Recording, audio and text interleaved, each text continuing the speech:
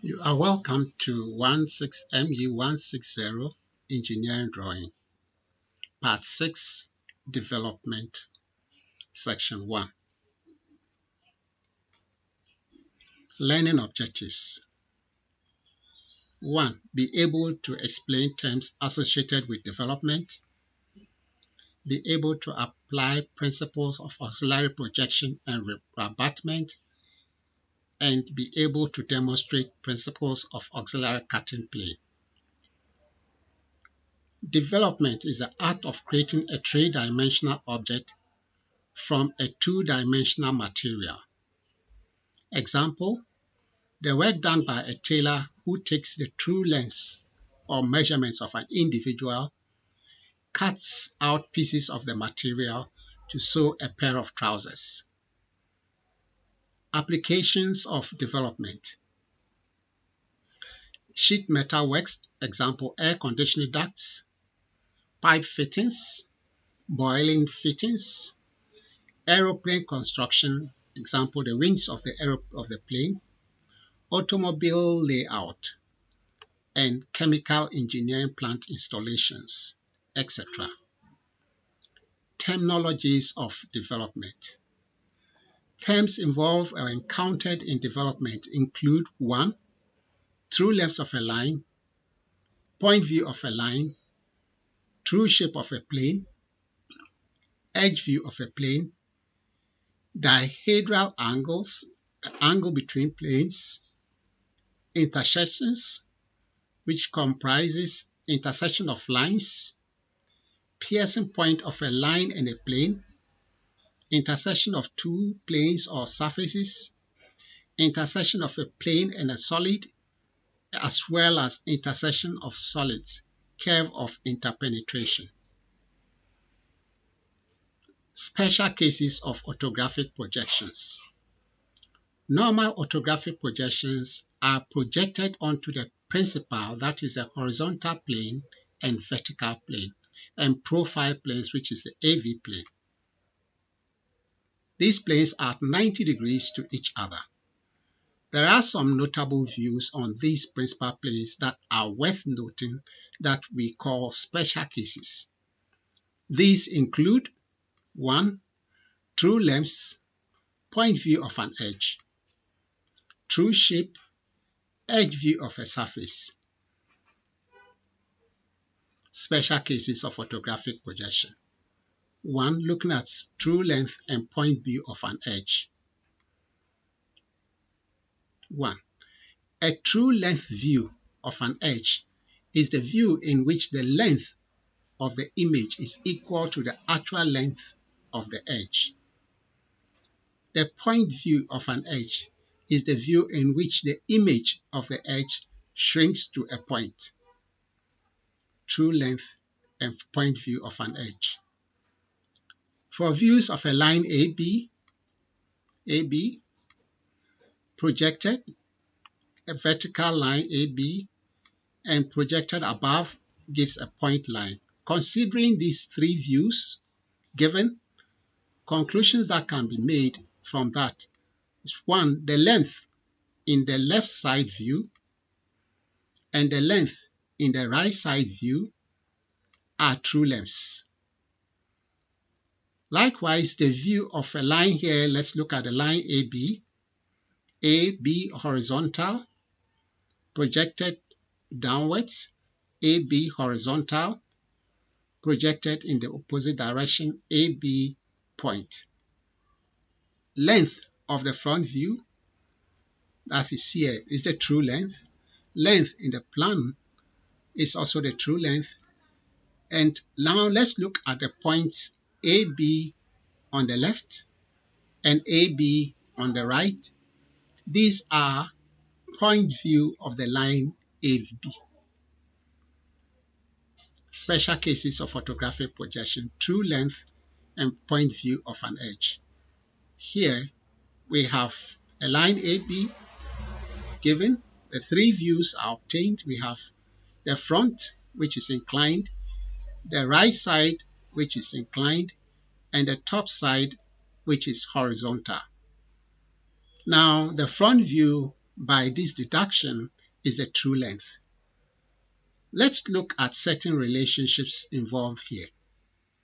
1. Projecting perpendicular to the right side view will give us the true length that we have over here. Projecting perpendicular to AB in the plan will give us the front view, which is the true length over here. Let's consider the case of a horizontal line, which is given here. From these three views, we know the true length is the plan AB. Projecting perpendicular to AB in the front view will yield the plan where we have the true length. So now from these two examples, conclusions to be drawn is that projecting perpendicular to any given line will result in the true length view. True length and point view. Let us look at this example. Consider views of a line AB.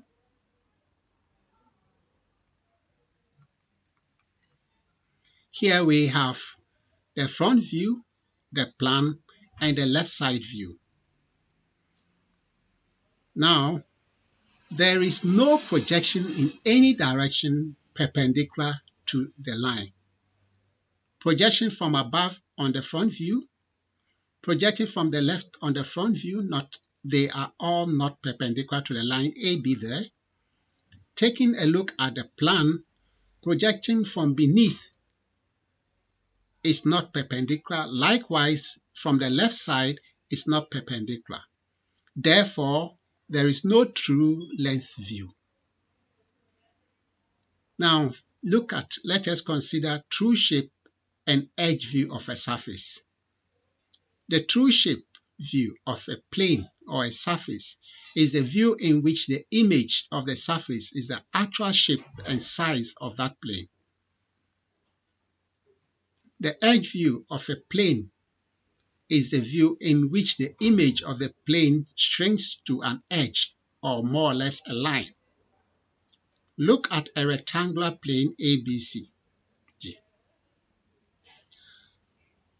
Projection from the left side of it will give us a left side view that is a vertical line AB and CD. That is an edge view. Projecting from the top will give us the top view, which is a horizontal line over here, giving us the line with points AB, AD, and BC. Now from this, we can't say the plane, the front view is a true shape view. The front view is a true shape view and also corresponds to the true sizes of the edges. Principle of auxiliary projection. Definition. Auxiliary projections are planes and elevations projected onto planes that are inclined to the principal and profile planes. That is, auxiliary projectors are inclined, never vertical or horizontal.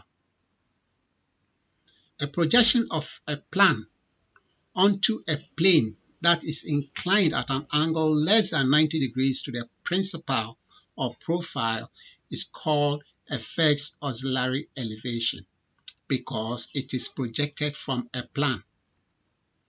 Likewise, a projection of an elevation onto a plane that is inclined at an angle less than 90 degrees to the principal or profile plane is called the first auxiliary plan.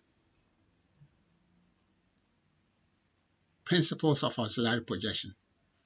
An auxiliary view may be obtained by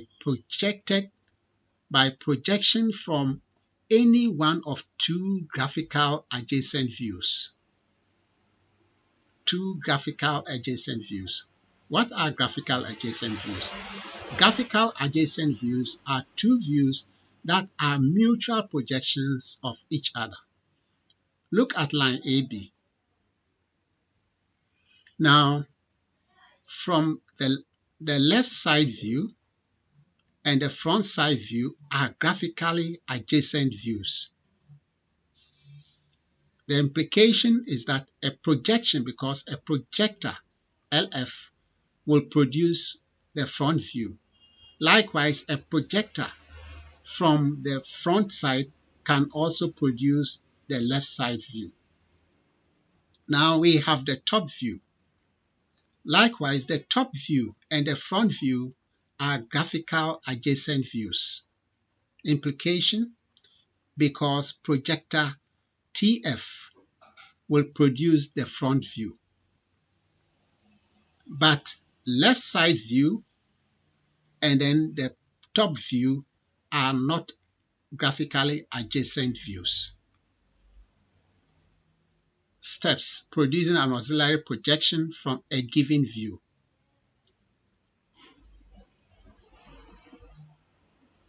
Determine the auxiliary projector and label it as AP. First, select the given view that is required. Determine the auxiliary projector and label that as AP. Select a mutual view of the given view and label it as MV. Indicate the mutual projector MP to obtain MV, required to obtain MV. Introduce a reference plane at right angle to the mutual projector and at a convenient location to MV, signifying positive and negative measurements from it. Steps producing an auxiliary projection. Step 6. Produce another reference plane X prime, Y prime, that is the image of the reference plane XY at right angles to the auxiliary projector.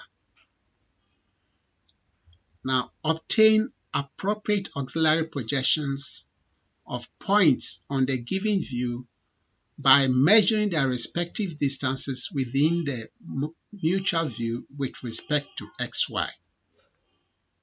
Visibility of points, edges, and surfaces are based on the direction and closeness to AP.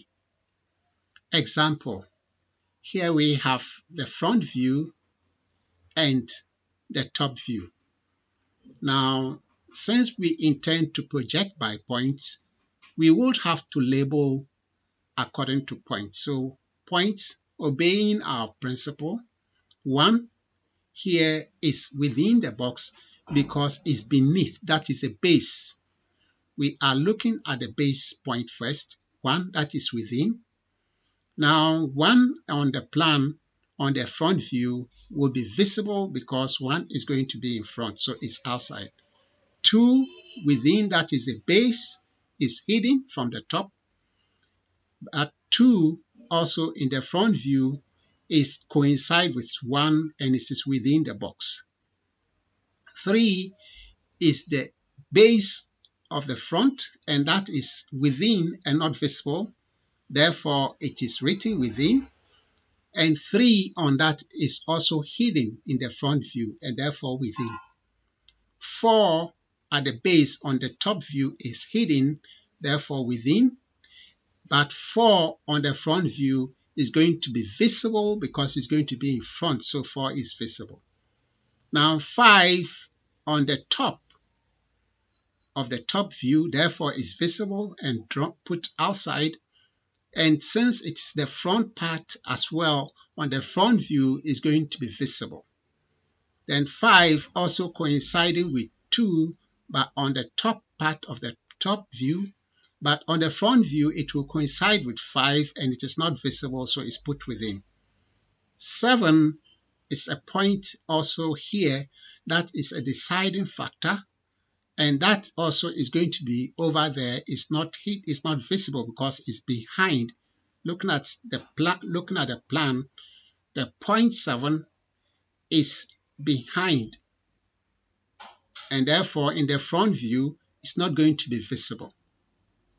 8 on the plan is also on a different surface, It's not visible over here, therefore within, but on the front view, it's going to be visible point. And we have 9, which is on top of 9 directly, on top of 8 directly, and it's going to be visible on the front view. 10 coincides with 7. It's on top of 7 in the plan, but in the front view is going to be visible. Then 11 is on the back of the top view, and therefore it's not going to be visible in the front view. Then 12, the last point, is in front of the top view and is going to be on top and therefore visible, and also in the front view is going to be visible. Now let us look at where we have auxiliary projection. It's an inclined projector, therefore that is an auxiliary projector. Now we need a mutual view, and the mutual view, since the projection is done on the plan, the mutual view is the front view. Then we need a mutual vector projector that will produce the mutual view. That is from our given view. Therefore, the mutual projector direction is upwards to produce a mutual view. Now we introduce our reference plane, XY, that is perpendicular to the mutual projector and at a convenient displacement, here placed to coincide with the line 1 and 4, right, horizontal. Now what it indicates, it means lines above XY, looking at the vector MP, upward is positive. Lines or points below XY, based on the vector, which means downward, must be negative. So here, all measurements are positive, except that point 1, 2, 3, and 4 are 0. Now, correspondingly, we introduce a reference plane perpendicular to the auxiliary projector AP at a convenient position. And now we start off with our projection. Taking projector point 1, projecting 1, then we look at the distance of 1 on the front view with respect to XY, and 1 with respect to XY on the front view is 0. Then projector point 2. 2 again is also as a distance 0. Then projector point 3. 3 is also 0.